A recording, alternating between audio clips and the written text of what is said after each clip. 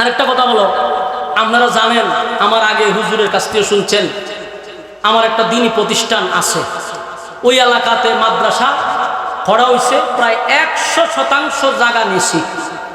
আলহামদুলিল্লাহ নাই আপনার এলাকা 100% জায়গা হয়েছে। তো 100% জায়গা কি আমার বক্তবৃন্দ রাইনা দিছে? এইটি ওয়াজ মাহফিলের টাকা দিয়া কিনা হয়েছে। কিসের টাকা দিয়া? ওই যে মানুষের আসলে টাকা নেই। 100% জায়গা ওয়াজের টাকাটা কিনা হয়েছে। 2 নম্বর কথা হলো 3টা ভবন করা হয়েছে। এর মধ্যে আমার কিছু বক্তবৃন্দদেরও আছে, কম হোক বেশি হোক মানুষ এখানে শরীক হয়েছে। তা আলহামদুলিল্লাহ এই পর্যন্ত বহু টাকায় মাদ্রাসায় দেওয়া হয়েছে, ওয়াজ মাহফিলের টাকায়। আপনারা যা দেন গিয়া দেখবেন এখানে কিতা করতেছে। এখন একটা মসজিদের দরকার, একটা মসজিদ নাই। আপনারা খালি দোয়া করবেন আল্লাহ তাআলা যেন আমার মাদ্রাসার একটা মসজিদ নির্মাণ করার সুযোগ করে দেয়। আমরা অনেক সময় অনেকের মুখে শুনি, আমি মাদ্রাসার প্রিন্সিপালটা এত লাখ টাকা দিছি, এত লাখ টাকা দিচ্ছি, দিয়ে এরপরে মানুষের কাছে চাইতেছে। আর আমি 2.5 কোটি টাকা ওয়াজের দিচ্ছি মাদ্রাসা।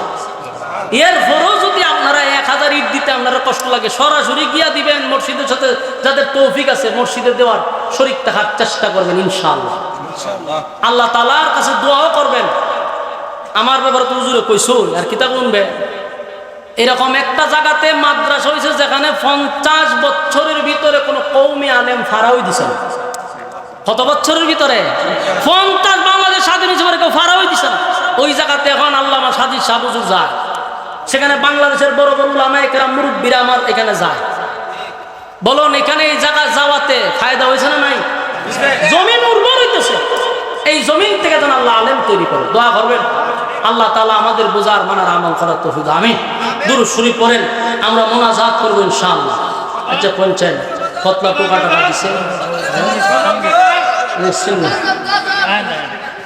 গজল কিতা গাইতাম করছে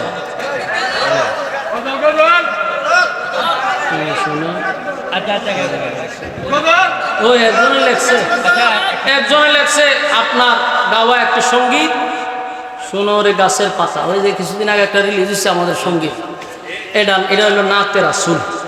আচ্ছা সমস্যা নাই, এটা কেমন যাবো আমার সাথে আপনারা গাইবেন ইনশাআল্লাহ।